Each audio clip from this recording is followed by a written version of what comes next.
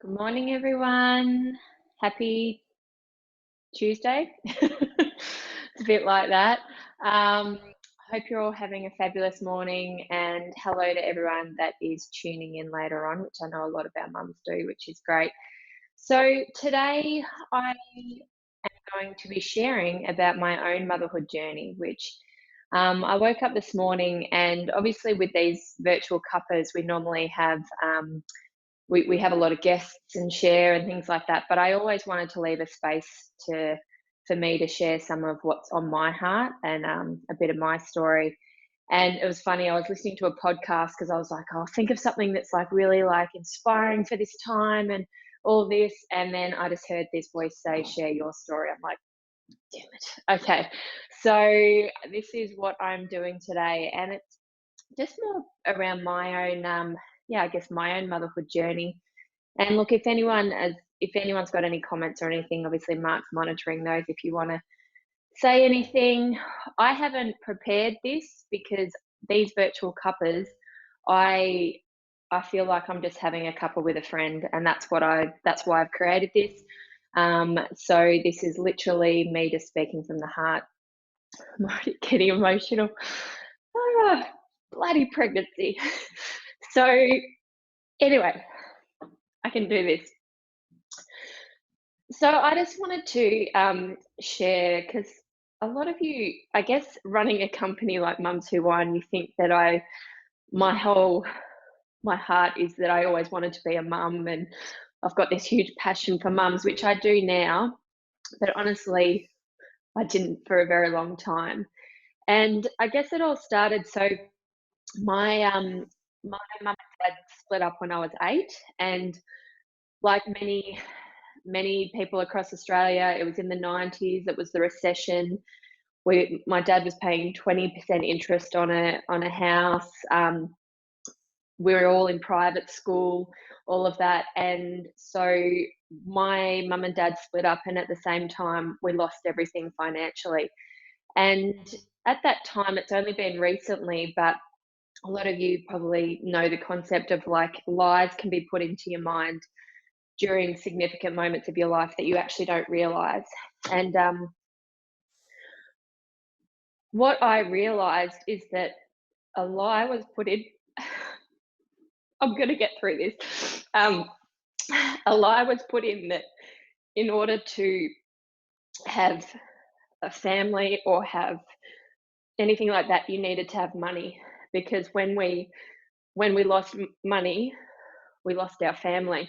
And obviously there was so much other stuff going on, and that's just what I got from the situation, and that my brother and sister are different, but that's just what was formed in me.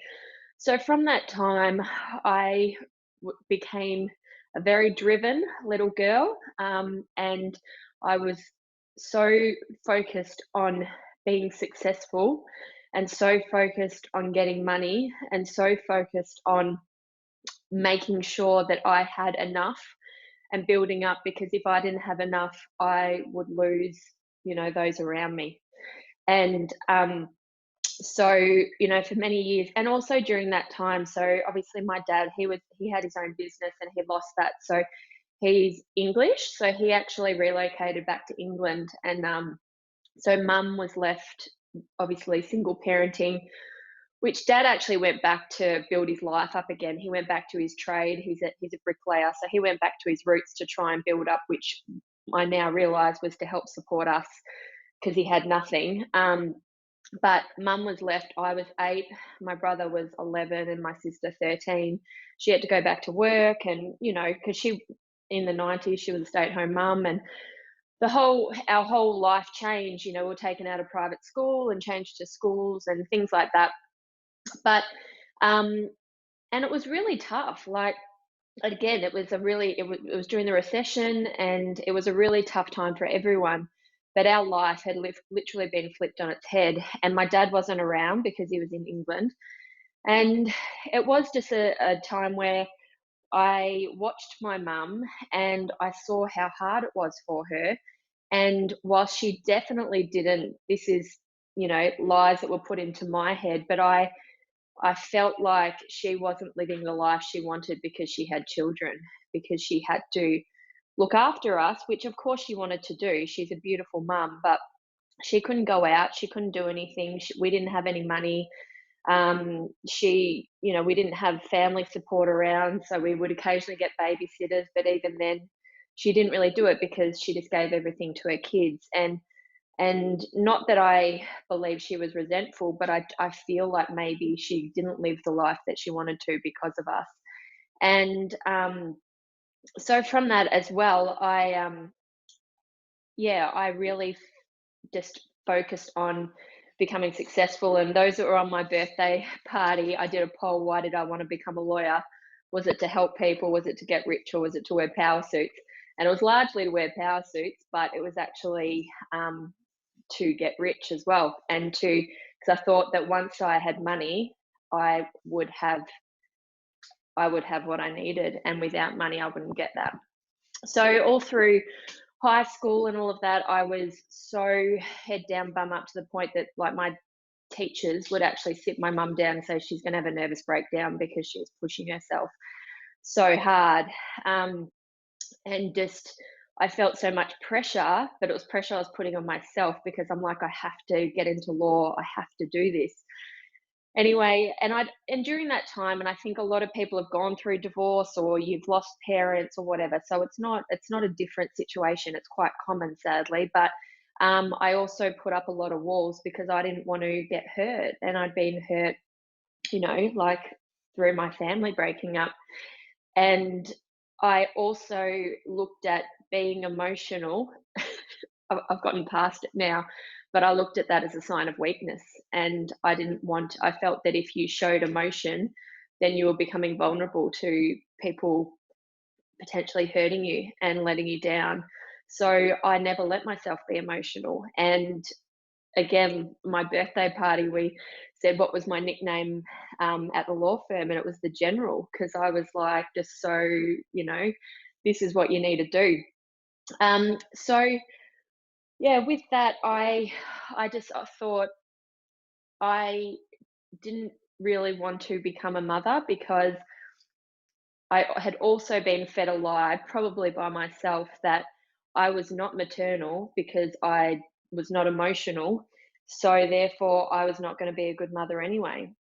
And I saw so many people that were like, I can't wait to be a mum, and I'm like, I I don't want to be a mum. I'm not looking forward to being a mum. I was head down and focused, eye on the prize of being partner of a multi-million dollar law firm and living the amazing life.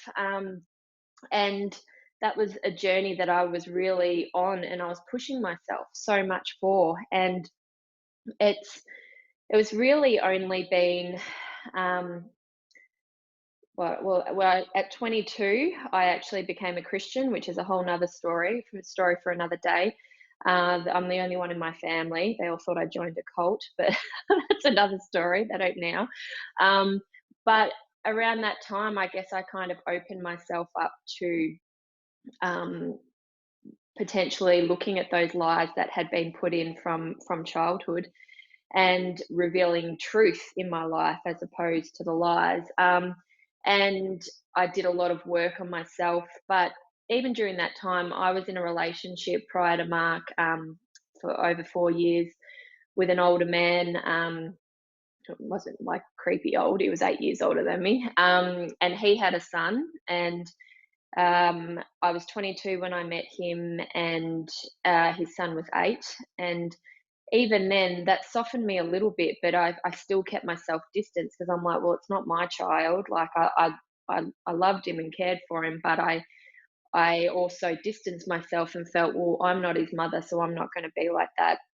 And it was really only, obviously, we broke up, obviously, and it was that just shortly after that I realized that there was a lot of stuff in me that was probably um, not the truth, and that I was living out of a lot of things that were not, um, yeah, were not real. And I was pushing myself so much, and I had always been someone that was so focused on status. And I made a declaration at the start of 2010 that I wanted to be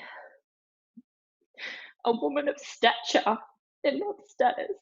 And I didn't want to be so focused on just driven by money and driven by who knew me. And that's why, to be honest, I've actually struggled a bit with the Mums Who Won because it's gotten so big. And I've been so careful to, I've actually been pushing it down because I didn't want that person to come out again. It's like all about me and look what I've created. And because I know for so long that's what drove me. And I was just, Beck, I just want to give you a huge hug. Thank you. Virtual hug. But yeah, I've actually pushed it down for a long time. Mark's getting me tissue because I'm so fearful that that person will come out and I'm not going to be driven by what is really in my heart, which is this heart for mums. But I'm working on that because I realize that the fact that I'm even mindful of that means that I'm not that person anymore. But back to my motherhood journey. Oh, I can't even drink wine after this, far out. um, so yeah, and then so in 2010, I actually gave myself a year, and I did a really intensive. It was through our church, but it was like a personal development course, and I stood up before everyone and said, want to be, I don't want to be a woman of um, status. I want to be a woman of stature, and I also want to come to a point where I realize that I may be able to be a mother and to get past that and break past that. It was still very far from what I wanted because I was not the partner of the law firm. I was not making the millions of dollars that I wanted to, but I realized that maybe I should, open myself up to that. So I had a really, really big year and I dealt with a lot of lies and I had mentors and I had all of that and it was an incredible year. And during that time, I met Mark as well. And I met him at the start of the year, and I said to him, which was a really scary thing, I said, I've given myself this year and I am not getting in another relationship. And he really respected that. And that's a whole nother story for another day as well. It was beautiful about how we got together. Um, but I knew that my heart was actually really broken, and I felt because I had put up so many walls for so long, like I never even let myself cry because I thought that was weakness. And so, so for me to be bawling like a baby is actually pretty big. Um, and but I wanted to be someone who could be emotional, and I actually said to Mark, the next person that I give my heart to, I want to make sure that it's a whole heart and that it's, I felt like it was black and I had nothing to give. So again, I had a lot of self development, and I'll actually show you guys. I got a vision um, of which I'll share another day, and I actually got that painted up, and I gave that to Mark during our relationship because it showed my heart turning to gold. But the thing why I'm talking about Mark is for those you have met him or you've probably seen him on my socials, but he's a country boy. He was a primary school teacher when I met him. He literally, like, the kids freaking loved him. He would have kids all over him. He was just born to be a dad. And we met, and I was like, we obviously liked each other, but I thought he's going to want to have children, and I'm not sure if I want that. And it was something that we really had to work through. And I shared that with him early in the relationship. I said, I don't actually know if I want to have children. And he vividly remembers because that was, for most people, that would have been a deal breaker. And he heard, as I said, we're both Christian, and he heard God say, do you trust me? And he's like, yeah. And he goes, well, I trust her. And from that moment, he's like, okay, well, I trust that this is something that she'll work through. And if we're meant to have children, we'll have children. So we continued our relationship. And even then, we got married. And I said, Mark, I'm not ruling kids out, but how old were we when we got married? Maybe 28. I said, I don't want to have kids till I'm 40 because I wanted to set up, I wanted to become a partner. And I looked at which there's some truth in it that kids can come in the way when you're focused on corporate and stepping out for a year when I was known as the golden girl, I was winning all my cases, then that was going to impact me. So in my mind, I was like, well, if I step back, that's going to screw me up. So, but by the time I'm 40, surely I will be a partner. I'll have enough, seniority that I can step back and I can actually have children if I want to by then. So yeah, it was a real journey in it, and even then I still struggled with it because a part of me was just, I don't even know if I want this. I don't even know if I want kids. And I think the biggest thing and my biggest fear, having watched my mum, and again, this is just my what's goggles that I was viewing it through from a really wounded little girl. I was so scared that I would resent my children. And I was so scared that if I had children and they did affect my career, that I would resent them. And I didn't want to do that. And I was so scared that I didn't have enough money, so I would not be able to have a family because in my mind you needed to have money. So again, that was something that I really worked through, and still work through it. But it got to a point, I remember we were standing at church and I looked over and I was actually having, I don't know if you guys know, what are those injections that you have so that you basically stop your period, and it's birth control. So I was having those injections, and the doctor said to me, "Are you planning on having children anytime soon?" And I'm like, "Hell no." And he's like, "Okay, well, because when you have these, they can take about a year to get out of your system. So if you are planning on having children anytime soon, then I wouldn't recommend it." And I said, "No, no, no, I'm not planning to have children anytime soon." And then the next month, I remember standing at church and I just looked at one of my girlfriend's babies and I just looked, and something in my heart just shifted. And I know that it's also age and things like that, your maternal clock and all of that. But I know that this was really significant because I remember this time and I just looked at her. Her name's Aurora, and I just looked at her and I'm like, oh my gosh, I want to have a baby. I want to be a mum. And then I'm like, oh shit, I've had those injections and blah blah blah. Anyway, long story short, I was obviously able to conceive, and we had Thomas. And but even then, it wasn't. I would love to say that I was like, oh, and after that, then I felt like a really amazing mum, and to be honest, my biggest fear when I had Thomas was that I wouldn't love him as much as I love our dog Bailey. I was in labour and I was looking at photos of Bailey because I missed her. And I actually genuinely said to Mark, I said, what if I love the dog more than the baby? Like, that was a genuine fear. And but even when I had Thomas, a lot of you know that I went back to work full time, and Mark became a stay-at-home dad because I was still in that mindset of needing to get rich and needing to make money. And another thing that I realized, which is why I just love being raw and honest and being open to people speaking into my life. I have mentors, I have great friends who will always speak the truth in love, and that's what I always want this to be. I'm never going to speak crap. I'm always going to speak truth, but I'm going to speak it in love. And what I realized is that I still believe that I was not being a good mum, and the mummy guilt is real.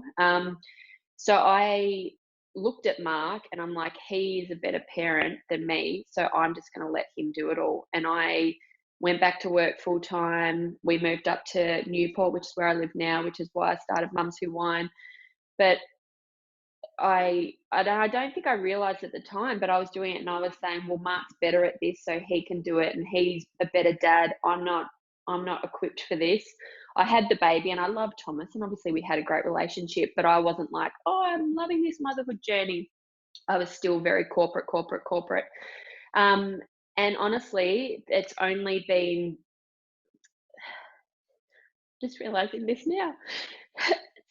Only been through Mums Who Wide where I've just realized that how powerful motherhood is, and that this is what I was always meant to do. And it's been such a journey to get here.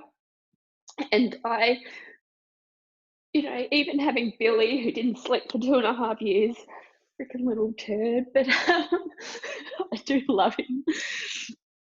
But it's only been actually reaching out and saying and being able to share openly with friends about, I don't know about this motherhood gig, and sharing and saying I'm really struggling, and just seeing the impact that this is having. And it was only once I saw the impact, and once I realized, and you know, I've always wanted to um, I love speaking and sharing, and obviously that's why I was a good lawyer. I'd get up in court and I'd speak and all of that, but it's just shifted my perspective, and it's shifted my mothering, and it's made me realize that I am a good mother, and I hope that you all know that you're a good mother. And yeah, I don't know. It's been a wild journey, but I realized just today, and this is why I think I had to share this, because I just got that revelation that it's through Mums Who Won that made me really get that revelation, heal myself. And that's not from me, that's from all of you. The ones that you constantly support me, you constantly reach out and say thank you. And from today, I'm not going to push that down as like, oh, it's nothing. Like, I'm actually really going to step up and own that, because I own what I've created, but I also own the impact that you guys have had on me as well. And I want to thank you for that. And just to share that, yeah, for those of you who may have gone through a similar thing of not, like, doubting yourself as a mum, or whether you want to be a mum, or whether you're going to be a good mum, we all feel it. Like, as I said, I'm running a if someone had said to me that I would have quit my corporate job, and this is the most ironic thing, I didn't want to be have children because I didn't want them to impact my legal career.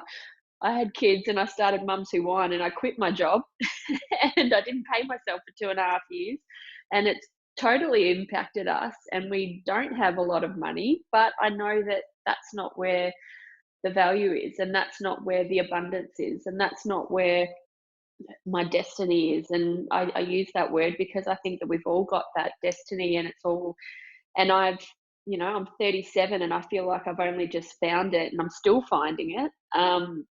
So I just wanted to, yeah, I guess share that, because I've never really shared that before, clearly, because I've been like so emotional.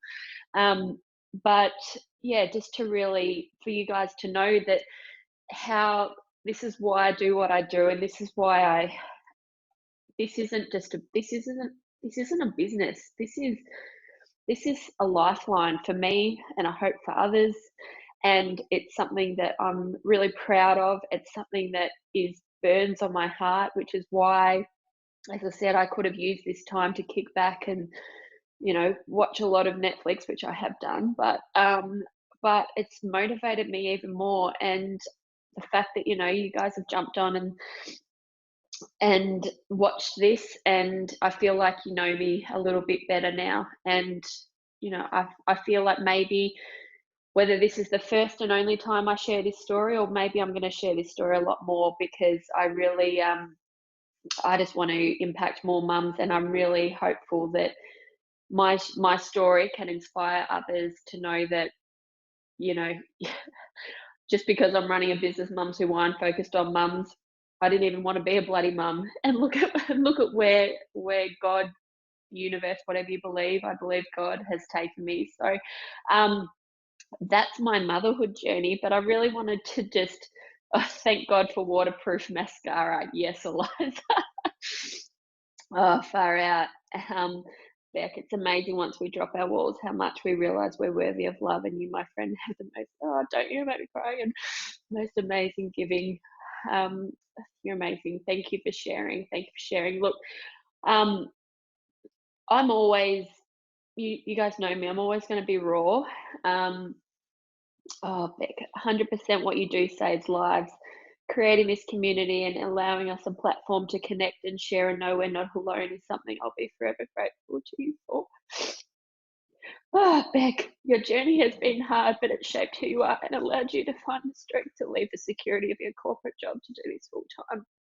Yeah, and I think that's, now that you know the background of it, like for me to actually step out has been huge. And Christy, can't even I have no doubt your law colleagues miss you, but your calling was elsewhere, and I'm so glad to have you. You've changed my life. Oh, you guys are hitting me in all my feels. My love language is words of affirmation. So just tell me I love. You're not just changing lives, you're saving lives. What you do is amazing, and your authenticity and heart is so incredibly powerful. Thank you so much, guys. And yeah, that they all mean so much. And the messages that I get from all of you, I know that, and when I write back and say that means so much, it honestly does. Like, I'm not speaking, oh, thanks, babe, like that's great. I honestly like to get messages of encouragement, because I hope what I'm doing is helping. And the fact that I know there's so many of you that do that. But yeah, I feel I've always felt I wanted to share that. And look, that's just a small portion, a small part of me. But I just hope that, you know, whether that inspires you or whether that just, you know, you feel like you know me a little better now. I know that I keep it pretty real, but and I just, yeah, I felt like it was the time. This is an amazing breakthrough of the fourth wall. You need to know that this only makes this work so much more important. We're here with you. Thank you. Thanks, Ez. Really, really love that. And thank you for supporting this, because as I always say, if I can just change one life, and even if that's my own, which is what, even just sitting here talking to you, getting that revelation that this Mums Who On is what actually caused me to have that breakthrough. So I think that's, if at the end of the day, that's all that this is about, job done, because it's made me a better mum, and it's actually made me go back for a third baby. And even that, I've got it, you know, I've had a bit of fear about having a little girl, because I feel like there's, I don't know, well, I'm a massive tomboy, but you know, the other stuff, like just to, yeah, I don't know, that's going to be a whole nother journey. I'll share that on another day. But thank you so much for tuning in, for listening to me blubber. And yeah, I hope you guys have a really, really great day. And might just unmute you all. And yeah, don't forget at 8 o'clock our virtual dance class is at 8 o'clock with Tennille. And yeah, so make sure you get that and have a bit of a boogie. But otherwise, self-care saves, ladies. Have a great day. I love you. Thanks, love. We love you. You're wonderful. Thank you. Thanks, you make me cry again.